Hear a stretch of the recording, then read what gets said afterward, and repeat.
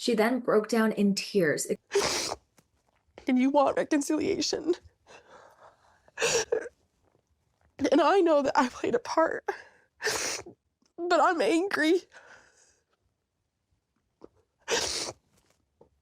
And I'm angry because I'm still trying how to learn to not be disappointed.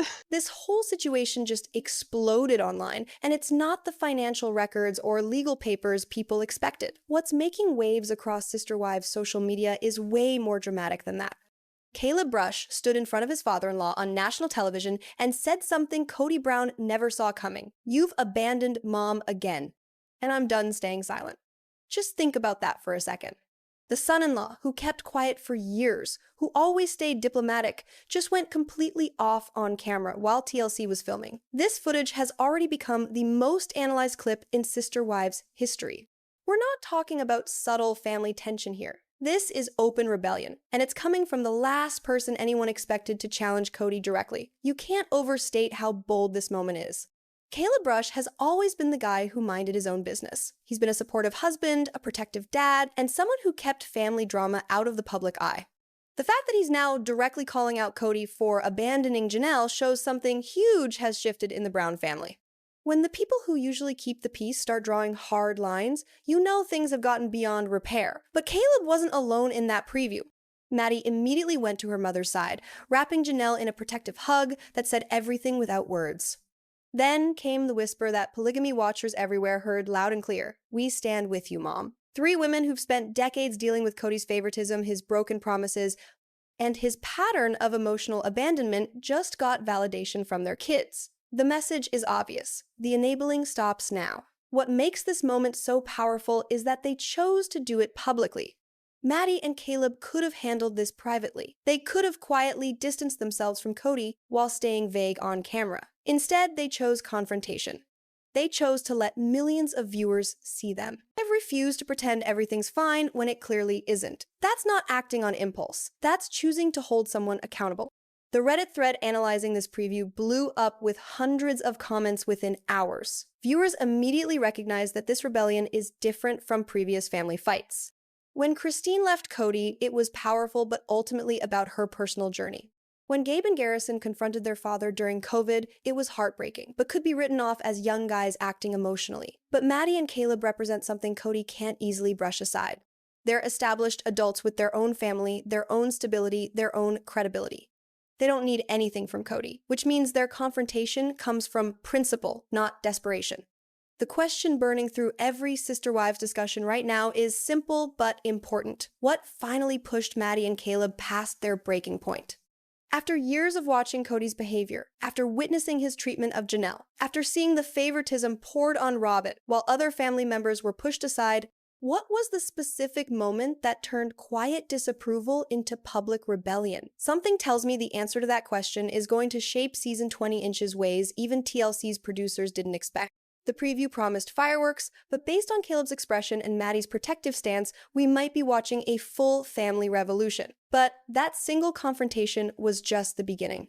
The promotional clips reveal something even more important than one explosive moment. They show a pattern, a deliberate, coordinated plan that Maddie and Caleb have clearly been working on for a while. The visuals tell the story before anyone speaks.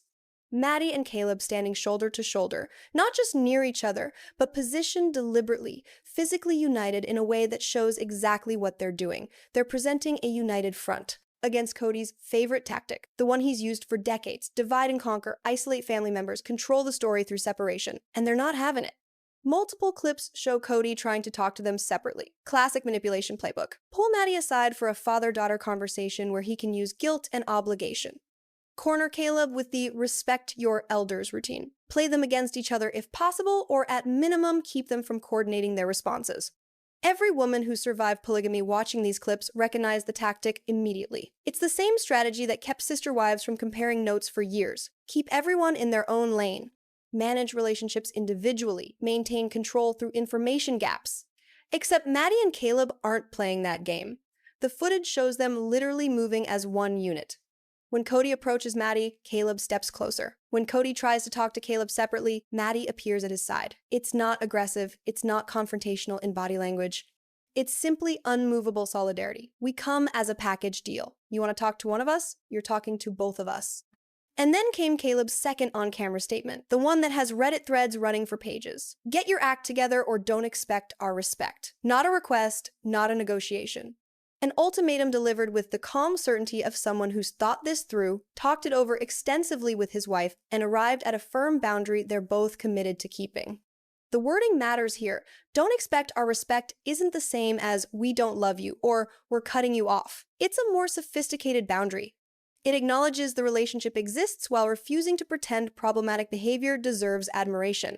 It's the kind of language people use when they've been to therapy, read books about toxic family dynamics, and learned how to set limits without unnecessary cruelty. Caleb and Maddie aren't attacking Kody. They're simply withdrawing the pretense that his treatment of Janelle is acceptable. Viewers are drawing comparisons to earlier family rebellions, but what's striking is how different this one looks. When Christine left, it was emotional and painful, but ultimately individual. When the boys confronted Kody about COVID favoritism, it was raw and reactive. This feels planned, strategic. Maddie and Caleb have clearly spent considerable time talking about exactly how they want to handle this, what boundaries they're setting, and how they'll present those boundaries both privately and publicly. The United Front isn't just about this moment. It's about establishing a pattern that will hold long after the cameras stop rolling. Here's what every woman who's dealt with a manipulative family member knows. The isolation tactic only works if people stay isolated. The moment two people compare notes and stand together, the entire power dynamic shifts. Kody's watching his signature move become completely useless in real time. And based on the expression captured in those promotional clips, he knows it. The magician's trick has been exposed, and the next generation isn't impressed. But Maddie and Caleb aren't limiting their truth-telling to dramatic TLC confrontations. While season 20 cameras were rolling, Maddie was simultaneously building something Kody can't control, can't edit, and can't dismiss as reality TV drama. Her podcast, The Authentic Society, has become ground zero for unfiltered Brown family revelations. And the behind-the-scenes teasers she's been dropping suggest this platform is about to become Kody's worst nightmare. The podcast itself represents a strategic masterstroke. Reality television gives you screen time, sure, but it also gives producers final cut. They decide which conversations make the episode. They control pacing, context, framing. What makes it to air gets filtered through TLC's priorities. But a podcast? That's Maddie's territory. Her microphone, her editing choices, her ability to provide context and nuance that 30-second clips can never capture. And she's not doing this alone. Multiple sources confirm that Caleb has been appearing on episodes, that they're planning collaborative content specifically addressing Kody's behavior. This isn't Maddie venting solo about daddy issues. This is a married couple jointly documenting patterns they've both witnessed, comparing observations, building a case with the kind of supporting testimony that carries serious weight. The teasers Maddie's been dropping on social media have given listeners just enough to know what's coming. References to episodes exposing Kody's male menopause dramatics. That phrasing alone has Reddit threads running wild because it suggests Maddie's going to tackle Kody's recent behavioral changes with the same unflinching honesty she's brought to other topics. Not cruel mockery, clinical observation. This is what we've witnessed. This is how it's affected the family. These are the patterns we're no longer pretending not to see. But it's the land division teasers that have really got the Sister Wives community buzzing, because property disputes are something Maddie can discuss with receipts. Coyote Pass isn't vague family dynamics or he said, she said emotional conflicts. It's documented property ownership, recorded deeds, financial transactions that leave paper trails. If Maddie and Caleb start walking through the timeline of who got what parcels, who paid for what expenses, how decisions got made about land distribution, they're moving from family grievances into territory that's verifiable, factual, impossible for Kody to dismiss as misunderstandings or hurt feelings. The decision to include Caleb as a regular collaborative voice amplifies the credibility exponentially, because Caleb brings the outsider perspective that viewers have been craving for years. He didn't grow up in this family system. He doesn't have childhood loyalty clouding his judgment. He's not navigating decades of complicated history with Kody. He's simply someone who married a woman he loves, watched how her father treats her mother, and formed opinions based on observable behavior.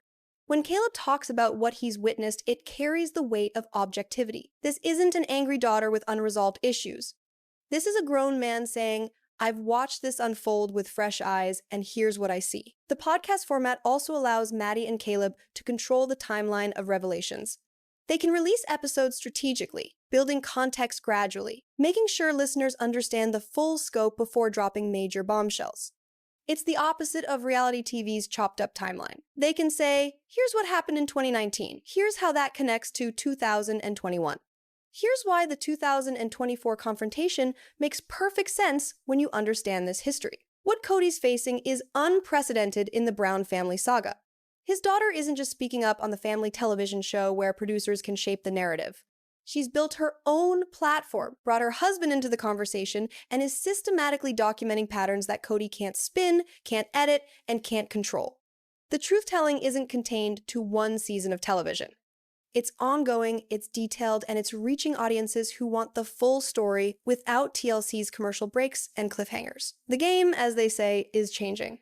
To understand why Maddie and Caleb's confrontation resonates so powerfully with viewers, we need to look back for a moment. This rebellion didn't come from a single incident. It's the result of years, decades even, of Maddie watching her father systematically abandon her mother during the moments that mattered most. Let's start with the clearest, most documented pattern: COVID protocols that somehow kept Kody away from Janelle's household for months, while he maintained regular presence at Robyn's house. Viewers watched in real time as Kody established increasingly elaborate rules that just happened to create barriers between him and Janelle's family, while his access to Robyn remained uninterrupted. The mental gymnastics required to justify that disparity were Olympic level. And Maddie was watching, taking mental notes, seeing her mother wait by the phone while her father prioritized another household entirely. But COVID was just the most visible example of something much older. The Coyote Pass land disputes reveal a pattern that goes back years. Property that was supposedly being divided fairly among the family somehow resulted in Robyn's parcel being positioned most favorably. Decisions about who would build where, who would pay for what infrastructure, who would have access to which resources all mysteriously tilted in one direction. Janelle, despite being the family's financial manager for years, despite her practical approach to money and property, somehow ended up pushed to the side in discussions about land she'd helped purchase. Every woman who's ever balanced a household budget while watching resources flow elsewhere knows exactly what that feels like. It's not dramatic betrayal, it's death by 1,000 paper cuts. It's watching equity you've built get redirected. It's being told you're overreacting when you point out mathematical realities. It's the gaslighting that comes with financial favoritism dressed up as family decision-making. The emotional unavailability pattern runs even deeper. How many milestone moments did Kody miss for Janelle's kids? How many times did he schedule his rotation so he just happened to be elsewhere when something important was happening? The beauty of the polygamy structure from a manipulation standpoint is that there's always a built-in excuse. He was with another wife. He had obligations to another household. He can't be everywhere at once, except the pattern of where he chose to be, and where he chose not to be tells its own story. Maddie absorbed all of this throughout her childhood and young adulthood. She watched her mother make excuse after excuse for Kody's absences. She heard the rationalizations about plural marriage requiring sacrifice and understanding. She witnessed her mother's financial contributions funding a lifestyle that didn't equally benefit her. And somewhere along the way, Maddie started recognizing these patterns for what they actually were. Not unfortunate consequences of a complicated family structure, but deliberate choices masked as unavoidable circumstances. Here's the important thing that every person dealing with family dysfunction needs to understand. Parental favoritism isn't always dramatic or obvious. It's often subtle, systemic, justified through elaborate reasoning that sounds reasonable until you step back and look at the overall pattern. It's not one missed birthday. It's 20 years of priorities revealing themselves through resource allocation, time management, emotional availability, and crisis response. When you track where someone consistently shows up versus where they consistently don't, you're seeing their actual values regardless of what they claim those values to be. Red flags for recognizing patterns of abandonment in family systems. Does the person have elaborate justifications for why they can't be present that somehow always apply to the same family members? Do financial decisions consistently benefit one household while others are told resources are limited? During crisis, who gets immediate support and who gets told to be patient? Over years, do excuses form a pattern where the same people are repeatedly deprioritized? Maddie watched this pattern play out across her entire childhood. She watched it continue into her adulthood. She watched it affect her mother's security, her brother's relationships with their father, the fundamental structure of family resources and attention. And at a certain point, pattern recognition transforms into something more powerful. The refusal to participate in pretending those patterns don't exist. The decision to name what's happening out loud. The choice to stop protecting someone from the consequences of their own consistent behavior. That's where Maddie and Caleb are standing now. And they're standing there because the historical record supports every word of their confrontation. The moment that season 20 sneak peek hit the internet, the Sister Wives Reddit community transformed into something like a digital town hall meeting. The mega thread dedicated to episode 1 exploded with hundreds of comments within the first few hours. But what's fascinating isn't just how many people responded. It's the specific nature of what viewers are recognizing. This confrontation feels fundamentally different from every previous Brown family conflict, and the community is explaining exactly why. Scroll through the comments and you'll see the same observations repeated in different words. This isn't reactive. This isn't an emotional explosion. This is calculated boundary setting from people who've thought through exactly what they're doing and why. One highly upvoted comment captured it perfectly. Caleb's not yelling. He's not crying. He's just stating facts and consequences. That's what makes this so powerful. The comparisons to earlier rebellions are revealing precisely because they highlight what's different now. When Christine left Kody, the community rallied behind her courage, but recognized it as a deeply personal journey. Her leaving was about her own liberation, her own realization that she deserved better than perpetual third wife status. Viewers celebrated her escape, but understood it as individual salvation. Christine was saving herself. When Gabe and Garrison confronted Kody during the COVID protocol disputes, the community's heart broke, watching young men beg their father to treat them fairly. Those confrontations were raw, painful, born of immediate hurt. Teenagers and young adults trying to make their father see them, acknowledge them, prioritize them. The emotional vulnerability was powerful, but also made those moments easier for Kody to dismiss. He could frame it as kids being dramatic, not understanding adult complexities, reacting emotionally rather than thinking clearly. But Maddie and Caleb represent something Kody can't as easily deflect or diminish. They're established adults in their 30 seconds with their own stable family unit. They're not asking Kody for anything, not seeking his approval, not dependent on his resources, not trying to win his attention. They're simply observing his behavior, naming it accurately, and setting boundaries based on what they've witnessed. That changes everything. Multiple Reddit threads are tracking the specific language Caleb used. You've abandoned mom again. Not we feel abandoned. Not it seems like you're not prioritizing mom. Definitive statement. You have done this thing multiple times. We've watched it happen. The word again does so much work in that sentence because it establishes pattern rather than isolated incident. This isn't about one disagreement or one missed visit. This is about documented, repeated behavior. The community is also noting something sophisticated about how Maddie positioned herself in that confrontation. She didn't dominate the moment. She let Caleb speak first, let him draw the boundary, then moved to her mother's side in support. That sequencing matters. It shows coordination. It demonstrates they've discussed this, planned their approach, decided together how they want to handle things. Maddie's not a daughter emotionally exploding at her father. She's a woman supporting her husband's justified confrontation while simultaneously protecting her mother.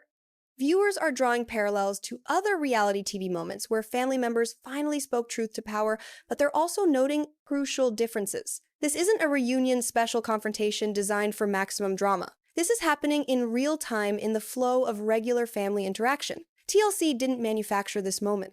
They just happened to have cameras rolling when Maddie and Caleb decided enough was enough. The thread analyzing Maddie's body language in those clips has become its own fascinating study.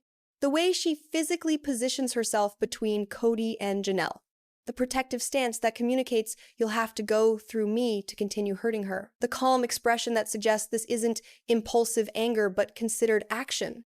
Women across the community are recognizing something they've experienced in their own lives. The moment you stop trying to fix a dysfunctional family member and start simply protecting the people they're hurting. One comment that received hundreds of upvotes summarized the collective sentiment perfectly. This is what it looks like when the next generation refuses to enable the previous generation's dysfunction. Maddie and Caleb aren't trying to change Kody. They're just refusing to pretend his behavior is acceptable. That's growth. That's maturity. That's long overdue. The mega thread isn't just documenting viewer reactions. It's capturing a community recognizing that the Brown family dynamics have shifted in a way that can't be walked back. The rebellion isn't coming from a place of hurt seeking healing. It's coming from a place of clarity demanding accountability. And that makes all the difference. Here's why Caleb's involvement in this confrontation matters more than viewers might initially realize. He's not a Brown. He didn't grow up in this system. He doesn't have childhood loyalty clouding his judgment or decades of complicated history, making him question his own perceptions. Caleb married Maddie and walked into an ongoing situation with completely fresh eyes. And what he saw was clear enough that he's willing to go on camera and call it out. That outsider perspective carries enormous weight with viewers who've spent years wondering what an objective observer would think of Kody's behavior. When biological family members criticize each other, there's always the possibility of old grudges, misunderstandings, or personal dynamics skewing perceptions. But when someone who has no childhood baggage, no sibling rivalry, no competing for parental attention looks at the situation and says, "This isn't okay," that validation hits differently. Caleb's transformation is also significant. He didn't arrive in the Brown family guns blazing with criticism. He started exactly where most sons-in-law start: respectful, diplomatic, staying in his lane, supporting his wife privately while keeping family dynamics at arm's length publicly. The fact that he's moved from that neutral position to active confrontation signals that what he's witnessed crosses lines he can't ignore. Something shifted his calculation from "this is complicated family stuff I should stay out of" to "this is hurting someone I love and I'm drawing boundaries." Women who've watched their own partners and navigate toxic in-law dynamics recognize exactly what's happening here. There's a specific moment when a spouse transitions from supporting their partner privately to actively defending them publicly. It happens when the behavior becomes undeniable, when the pattern is so clear that staying neutral feels like complicity. Caleb's reached that point, and his willingness to risk family harmony to protect Janelle speaks volumes about what he's witnessed. The educational element here is crucial. Outside perspective in recognizing unhealthy family dynamics is incredibly powerful precisely because it's not tangled up in history and obligation. Sometimes you need someone who doesn't have years of "but he's your father" conditioning to look at behavior objectively and name it for what it is. That's not disrespect. That's clarity. And Caleb's bringing that clarity to a family system that survived for years on everyone pretending not to see obvious patterns. His credibility also stems from what he's not doing. He's not attacking Kody's character or making it personal. He's simply observing behavior and setting boundaries. Get your act together or don't expect our respect isn't cruel, it's consequence. It's the kind of boundary healthy adults set with people whose behavior doesn't align with their values. Caleb's not trying to destroy Kody. He's just refusing to participate in pretending abandonment is acceptable family practice. What's particularly fascinating about Maddie's role in this confrontation is how carefully she's balanced competing loyalties. Make no mistake, this is strategic positioning at its finest. She's not the angry daughter having an emotional breakdown. She's a woman who's thought through exactly how to protect her mother while maintaining enough relationship structure with her father that she's not burning every bridge. That takes sophistication most people don't develop until they've done considerable work on themselves. Watch how Maddie lets Caleb lead the confrontation. That's not weakness or hiding behind her husband. That's tactical brilliance. By allowing Caleb to draw the primary boundary, Maddie creates space for herself to remain in the supportive daughter role. She's not the one saying, "You've abandoned mom again." She's the one wrapping her mother in a hug and whispering solidarity. Both actions matter, but the positioning allows her to maintain multiple relationships simultaneously. She can still be Kody's daughter while being Janelle's protector. The boundaries Caleb draws don't require Maddie to completely sever connection. The podcast choices reveal even more strategic thinking. Maddie's framing issues through educational lenses rather than purely personal attacks. Talking about male menopause dramatics positions Kody's behavior as potentially understandable phenomena rather than pure villainy. She's giving her father an out, a framework for understanding his own behavior that doesn't require him to be a monster. That's generous, actually. It creates space for potential reconciliation down the road if Kody ever becomes capable of acknowledging his patterns. The land division focus is equally strategic. Property disputes are factual.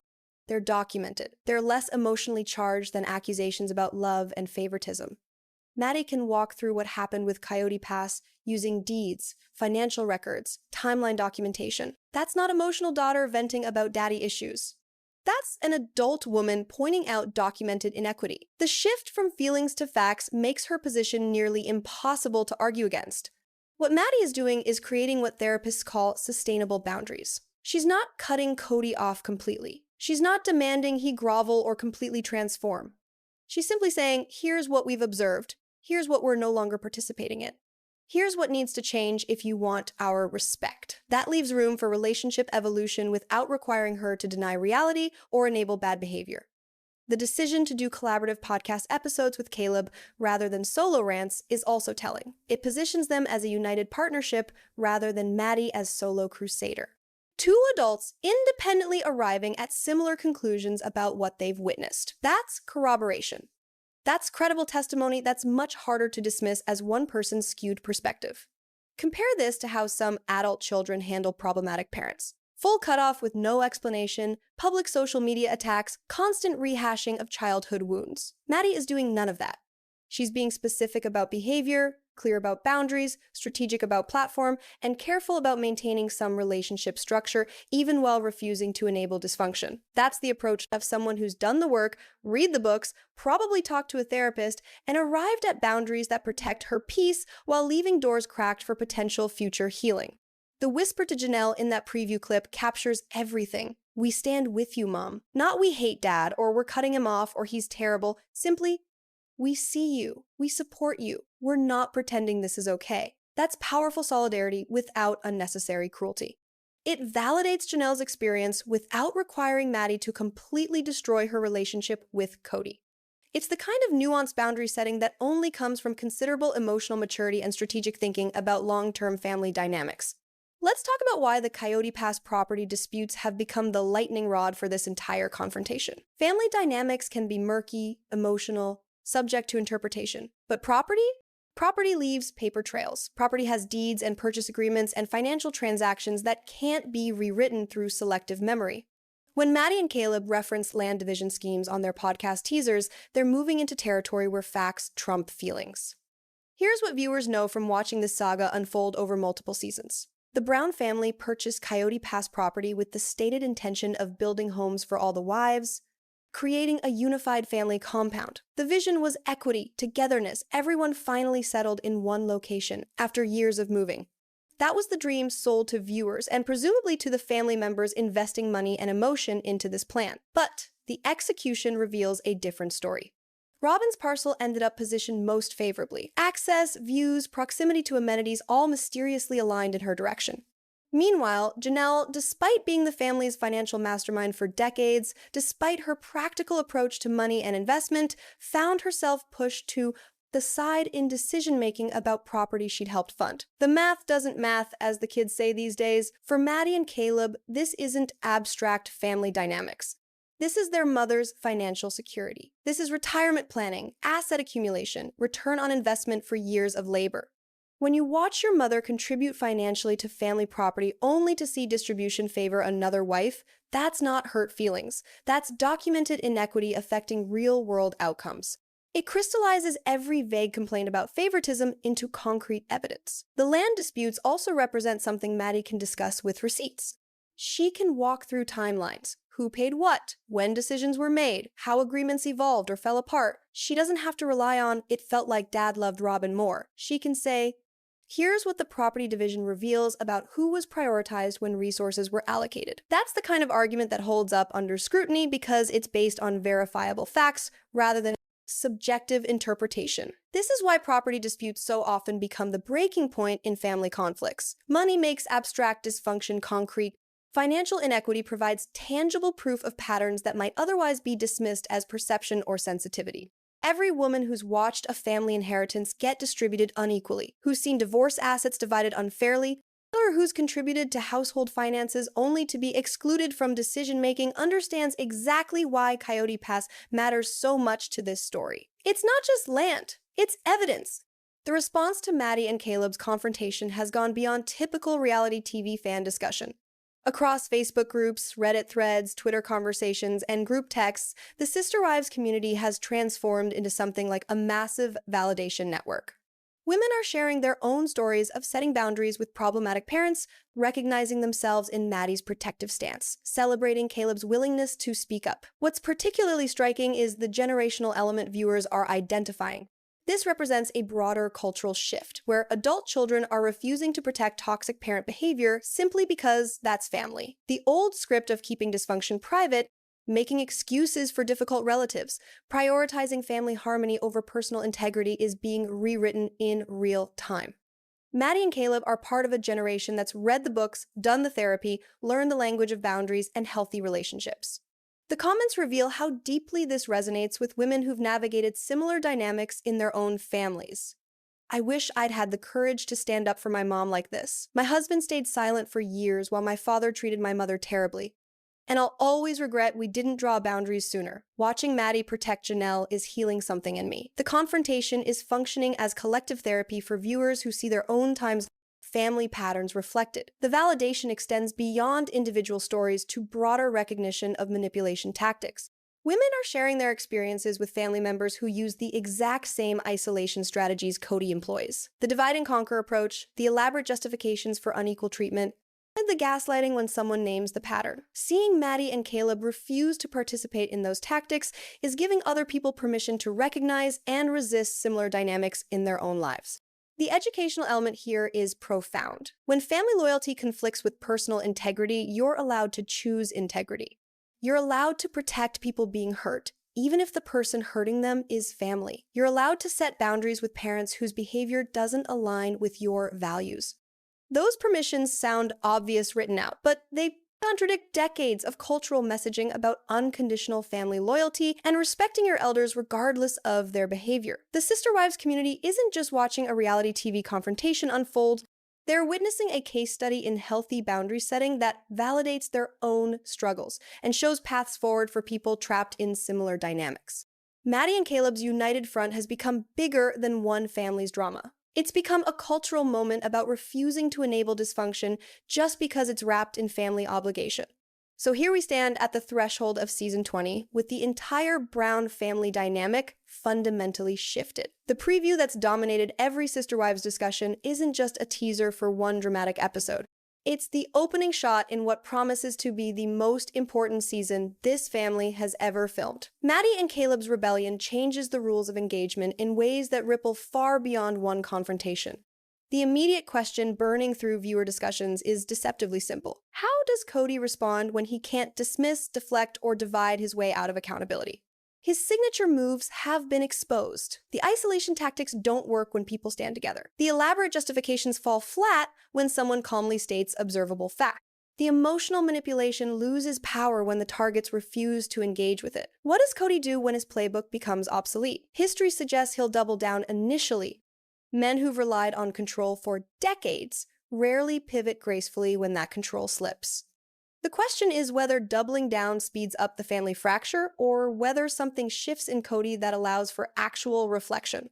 Based on patterns established over 20 seasons, betting on the former seems safer than hoping for the latter. But stranger things have happened. Then there's Robyn's position to consider. Her favorite status has been the unspoken foundation of family inequity for years. Now, Maddie and Caleb are preparing to discuss that favoritism explicitly through podcast episodes complete with property division receipts.